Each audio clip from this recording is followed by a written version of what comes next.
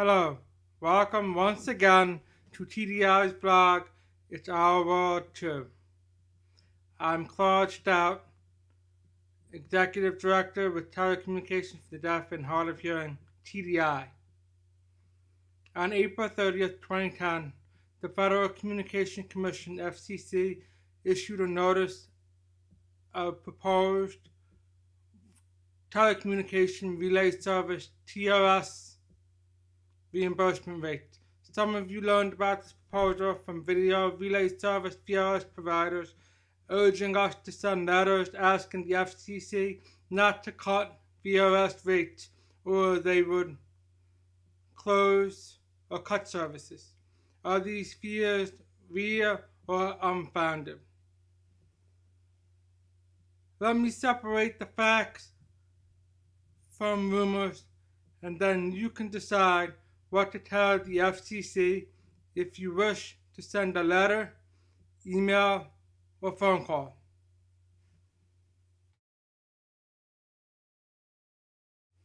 First, the FCC sent out a message yesterday saying they are committed to ensuring the provision of high-quality VRS and other relay services for people with hearing and speech disabilities.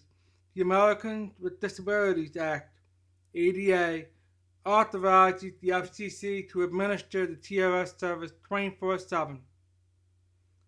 A person with a disability should not have to pay more for any phone call than a hearing person making a similar call. We appreciate the fact that there are many different ways to make relay calls because the ADA encouraged development of new technology like caption telephone, internet protocol relay, VRS, and other relay services. To pay for TRS services, the FCC collects money from telephone companies and puts them in a special account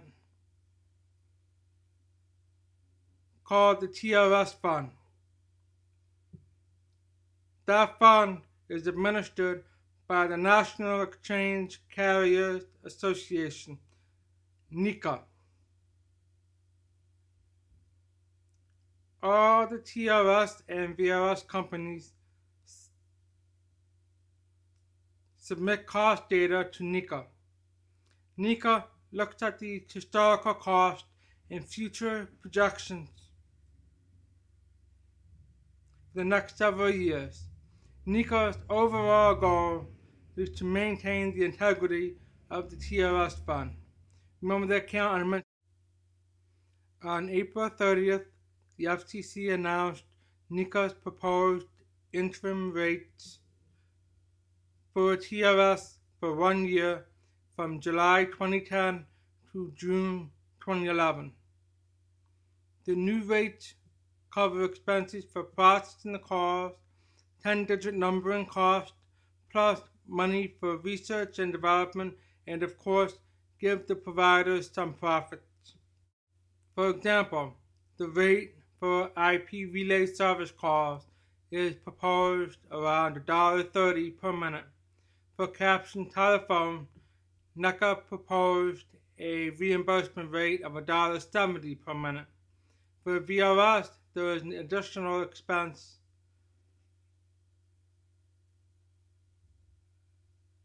for video transmission and sign language interpreters.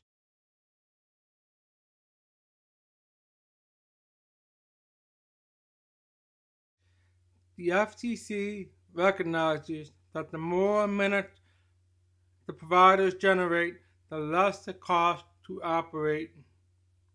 So the FCC pays larger VRS providers less per minute, but because the number of minutes are high, they will naturally receive more dollars as a whole.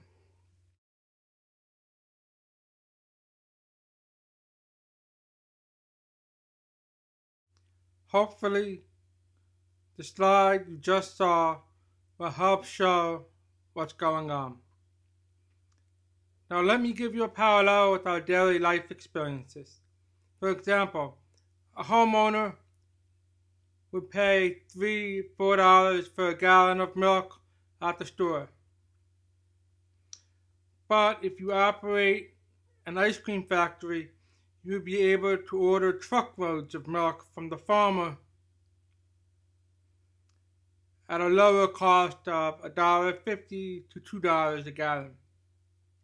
TDI and consumer organizations do not have access to the cost data that providers submit to NECA.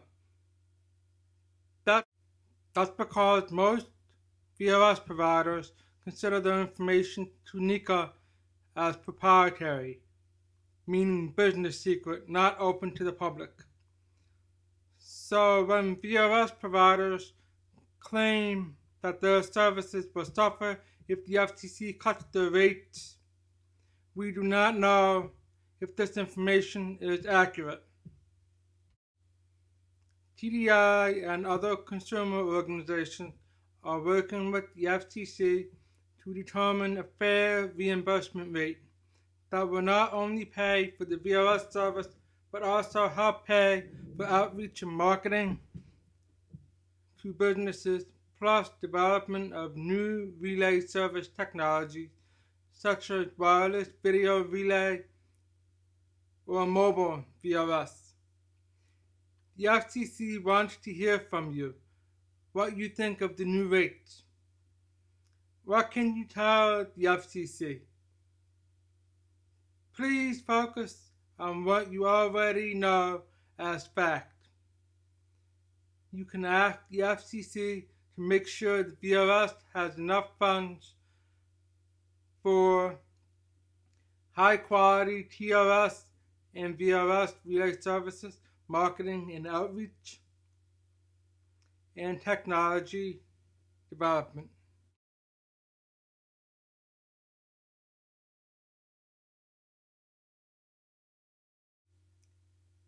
That concludes our episode today.